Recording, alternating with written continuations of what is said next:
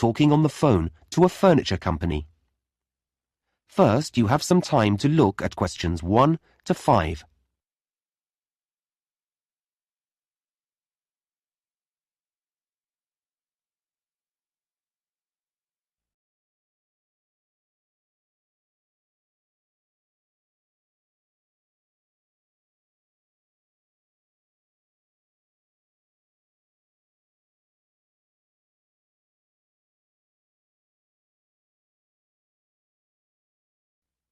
Now we shall begin. You should answer the questions as you listen, because you will not hear the recording a second time. Listen carefully and answer questions 1 to 5.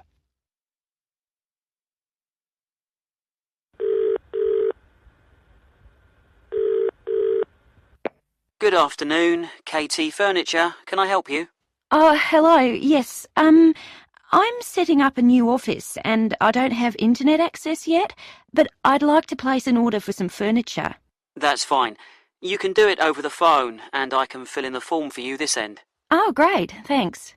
I just need to take a few customer details first, if that's okay. Yes, fine. What name is it? My name? Yes. Oh, it's Sue Brown.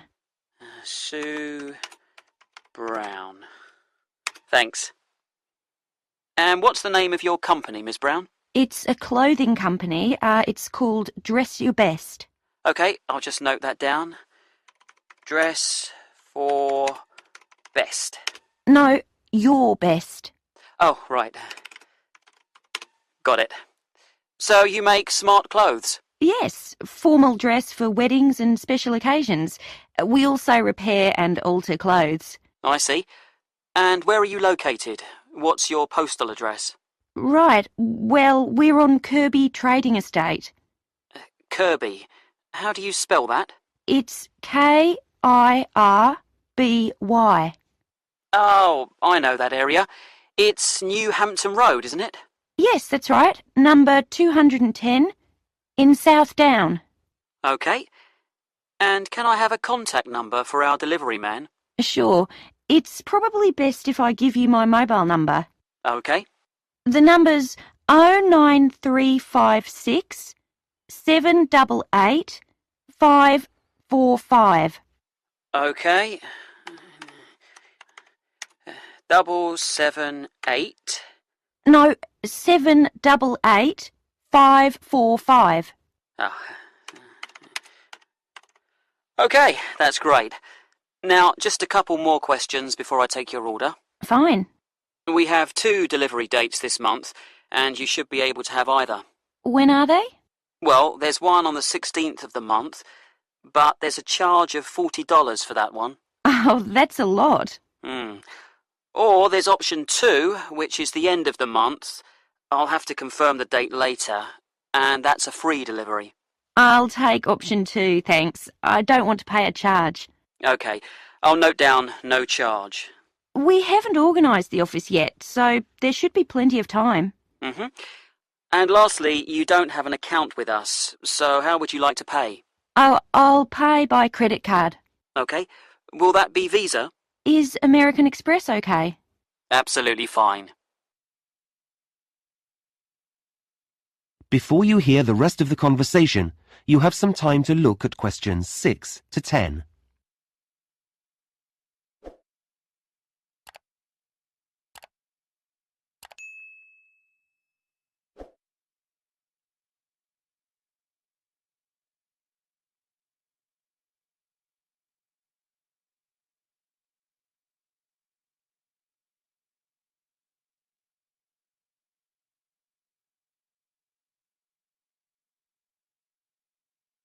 Now listen and answer questions 6 to 10. So, what would you like to order? Well, I've been looking in your catalogue and you have some office chairs that look very comfortable for our type of work. Is there an item code? Yes, it's ASP 23. Okay, those chairs come in pink, white and black. Yes, the pink looks nice, but I think the darker colour's better for us. You can see light materials on it more easily. That's true. We'll have 5 of those, I think. OK, I've got that. Anything else? Do you have any striped mats? I'm sorry, not at the moment. They're out of stock. We should have some in next month. Never mind. I'd also like 2 of your glass desks. Oh, they're lovely, aren't they? Yes. You seem to have 2 sizes? Basically, large or small. I think the code for the small ones is... I think we'll have the large ones. The code here is TG586. OK. So, that's 2 glass desks. Any lamps for those? No, we have to get special lamps for our work. Oh, I see. Do you have another supplier for those? Yes. We do need some furniture for our customers, though. OK, for a waiting area or something? Well, we have to discuss the work with them, so we need a nice sofa. Something soft and... I thought leather. Ah, yes, a good choice. There's a 3-seater here, DFD 44. That seems to be in red, cream or chocolate brown. Yes, it does come in yellow as well. Yellow? I'd thought of red, but that sounds lively. Yes, I'll have that colour. I think brown's a bit too dull and cream shows the dirt too much. Yeah, you're right. Anything else? A coffee table, perhaps? Yes, I think so. Maybe TX22, the silver one? A very good choice. Well, that's it, I think. OK, I'll just add that up for you, and then take your credit card details. That is the end of section 1. You now have half a minute to check your answers.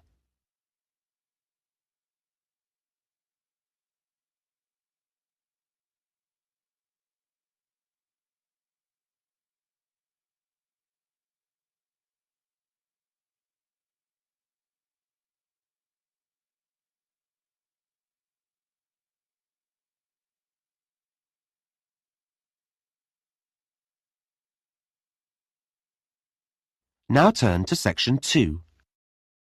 Talking on the radio about a running event. First, you have some time to look at questions 11 to 17.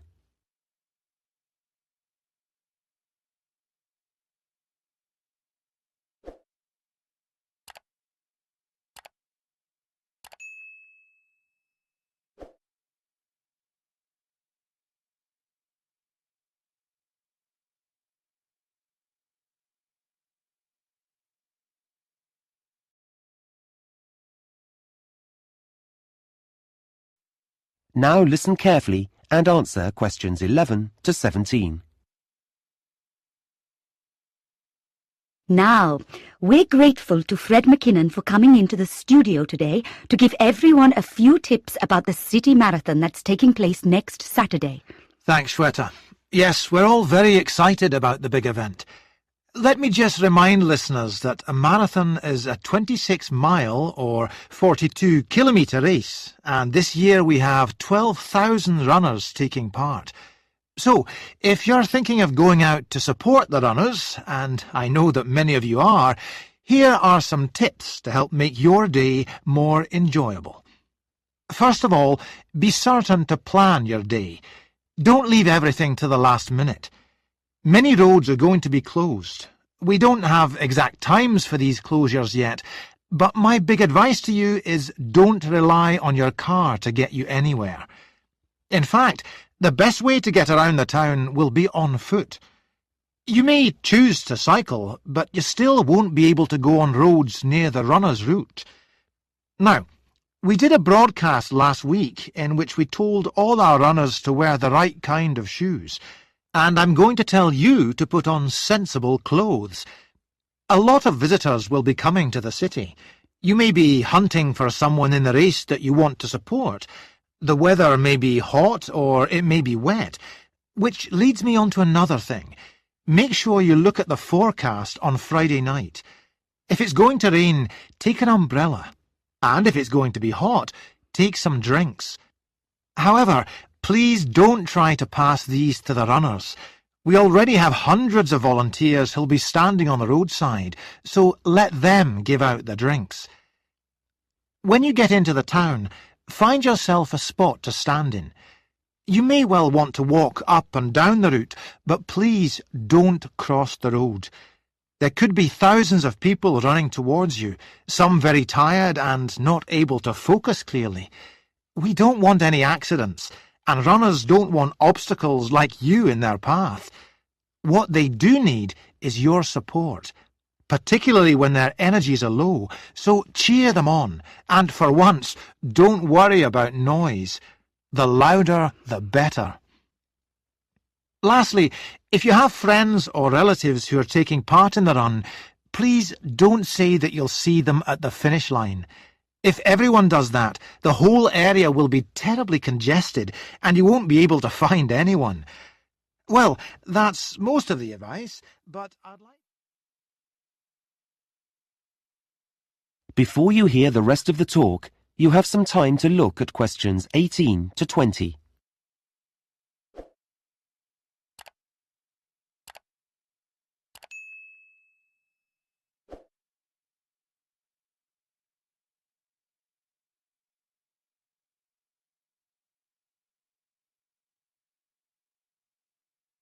Now listen and answer questions 18 to 20. Now, I mentioned transport earlier, and I've just got a few more bits of information about travel on the day. As I said before, roads in the town centre will be closed, but if you need to be picked up at your home, then you could take a taxi some of the way. Unlike the trams and trains, however, they'll be held up on the roads, so passengers shouldn't expect them to be as punctual as they normally are. Don't be put off by this, though. There'll be extra drivers working that day, and you'll get one eventually. If you're meeting up with friends and want to be around when the runners set off, that's 9 a.m. by the way, whatever end of the city you're coming from, I'd say use the trams. They still have routes that cross roads, and this will inevitably lead to some problems, but they're likely to have more reliable timetables than buses at this time of day. And, as you know, unlike taxis, they can carry plenty of passengers. Lastly, the buses. Quite a number of bus routes will be altered slightly, and it's already been decided that some will be closed. There won't be fewer drivers, but they will be operating on different routes, and some will have longer breaks than they normally do. We'll be including a full list of all the bus routes and numbers, and where they'll be going, in this week's local paper, so look out for that. Well, that's it from me. Back to you, Shweta. Thanks very much, Fred. That is the end of section 2. You now have half a minute to check your answers.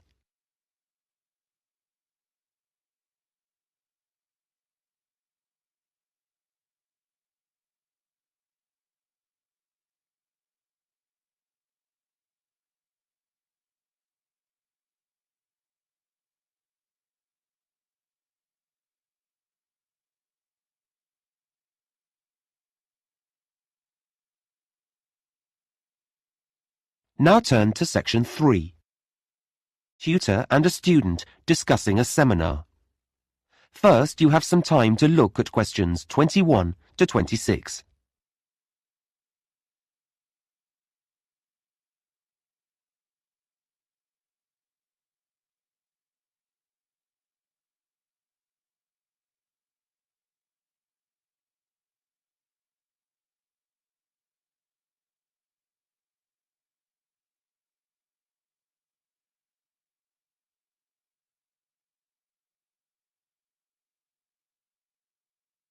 Now listen carefully and answer questions 21 to 26.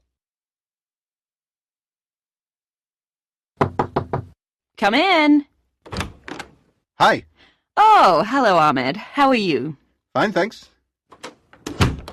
Have a seat. So, how do you think the seminar went last week? Oh, well, I enjoyed it, yes, though I'm not sure I really followed parts of the discussion that took place. You know, about the theory and all that. Well, we can talk about that later, but were you comfortable in a group? Oh, it's better, I think, than working on your own. though you're comparing yourself all the time with the other students there. Okay. Well, let's talk about how you did and look at some strategies to help you in the future. That would be great.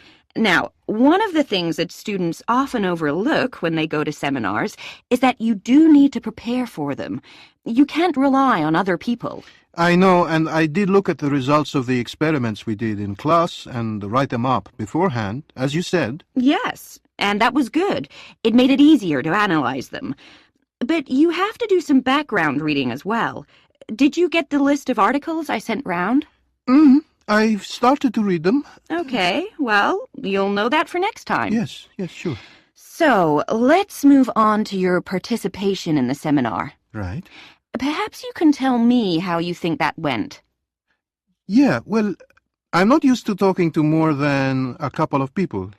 It's very different from the way we learn in my home country. Yes, I appreciate that. So I think well, I know I should have included everyone, but I think I kept turning to the person next to me. Is that because you were avoiding eye contact? I don't think so. I'm not shy. It's just habit, I think. Well, that will improve as we do more seminars. Uh-huh. Another difficulty is knowing when to speak. Like when it's your turn. Yes. Yeah. I felt I did wait for a pause. Yes, you handled that quite well. The thing I'm really concerned about is keeping up with the discussion. Does your mind wander off? Sometimes.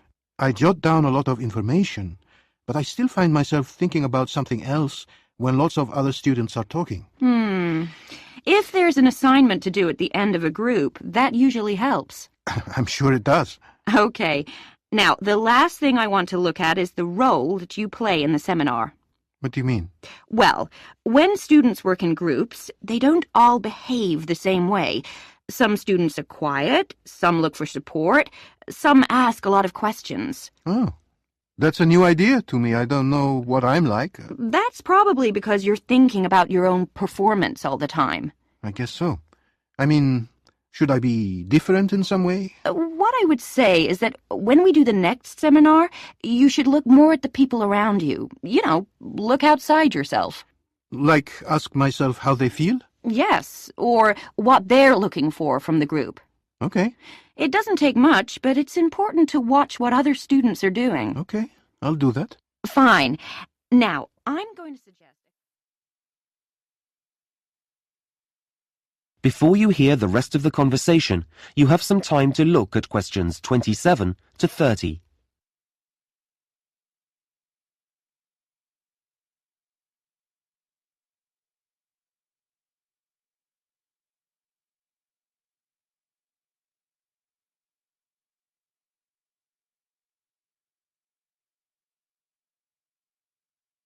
Now listen and answer questions 27 to 30.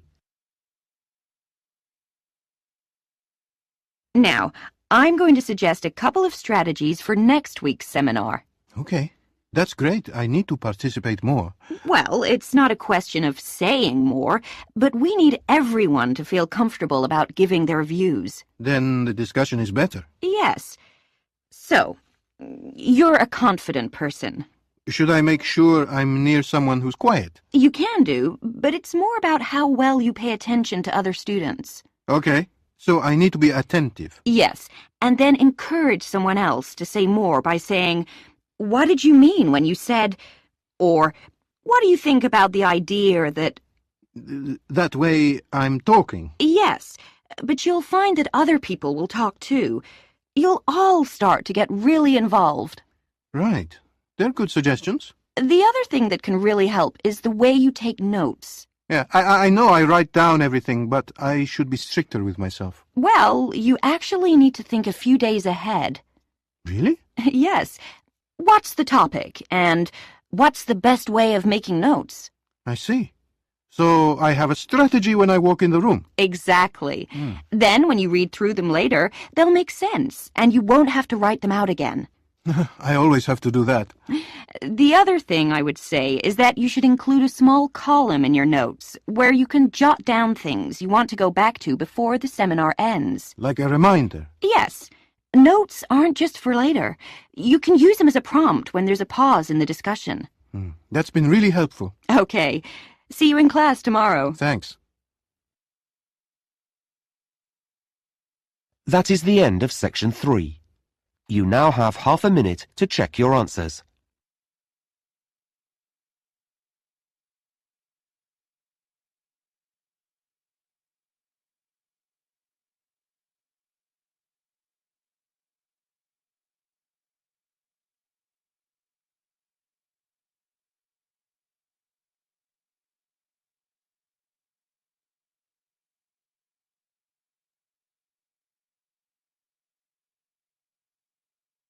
Now turn to section 4, on desert plants. First, you have some time to look at questions 31 to 40.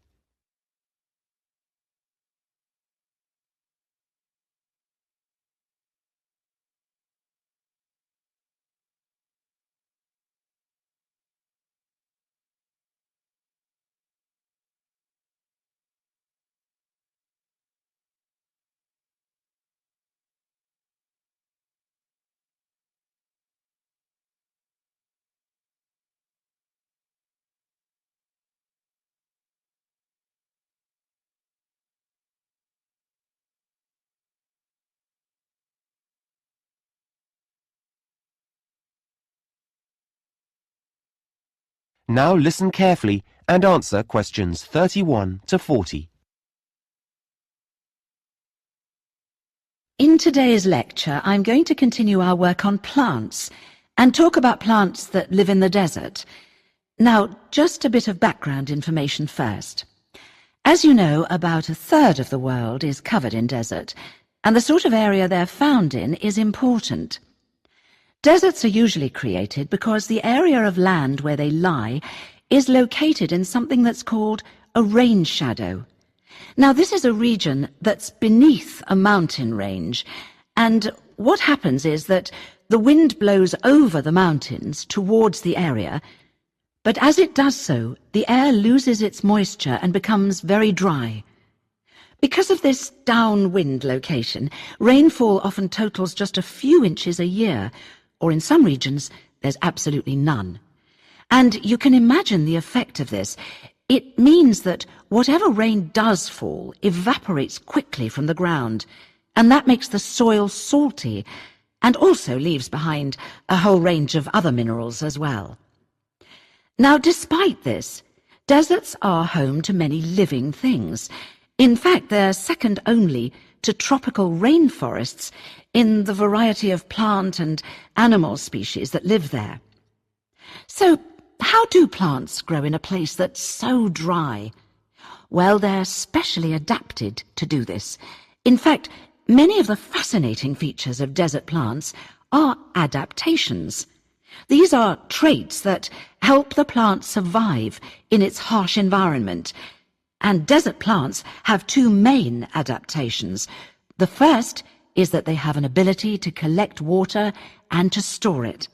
Some have large root systems and amazing internal water storage systems. The second adaptation is that they have features that can actually reduce water loss, and these are often very special leaf designs or additions to the plant structure. So let's have a look at some examples. Desert plants often look very different from any other plants. Okay, this first one is the saguaro cactus, which grows in North America. It looks a bit like an open hand with long fingers. This plant has a large network of roots that extend far, far away from its trunk, and these roots collect water after rain. Then the water's taken here to the green stem. This is where all its water is kept, and it keeps the whole plant alive until the next rain comes. It's a pretty, woody plant. In fact, its skeleton is actually used in building materials, so it's quite strong. This next plant is called the barrel cactus, named because it does look rather like a barrel. It can grow up to 1 meter in height, which is pretty big, and it has long yellow spines. Now, this plant has an interesting adaptation because its shape allows it to expand when it rains, hence the barrel, and store water in its spongy tissue. But then it shrinks in size during dry times as it uses the stored water, So that's a clever design. This third cactus, often just one plant reaching upwards, has these white hairs all over its surface. It's called the old man cactus because of the white hairs, and these help the plant reflect the hot desert sun. So this adaptation is a water conservation aid, if you like. Another adaptation, not directly connected with water, but with survival, is found on something like the prickly pear cactus. There are hundreds of these in the Mexican desert. I'm sure you've seen them on films and adverts. Yes, so because desert plants store water in their spongy tissue, animals will eat them. So the plant has sharp thorns, specially designed to prevent the predator from being able to, well, get near it at all.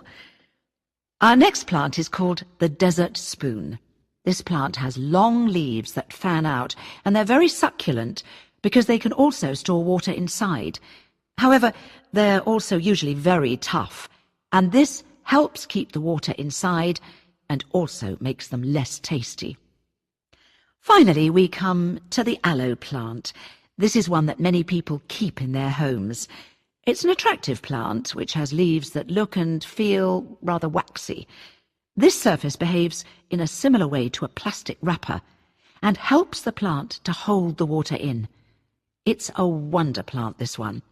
Its juice has been used as a medicine for centuries, and even today you can find it in products on the pharmacist's shelves or in creams and lotions. OK, well, we're going to take a closer look. That is the end of section 4. You now have half a minute to check your answers.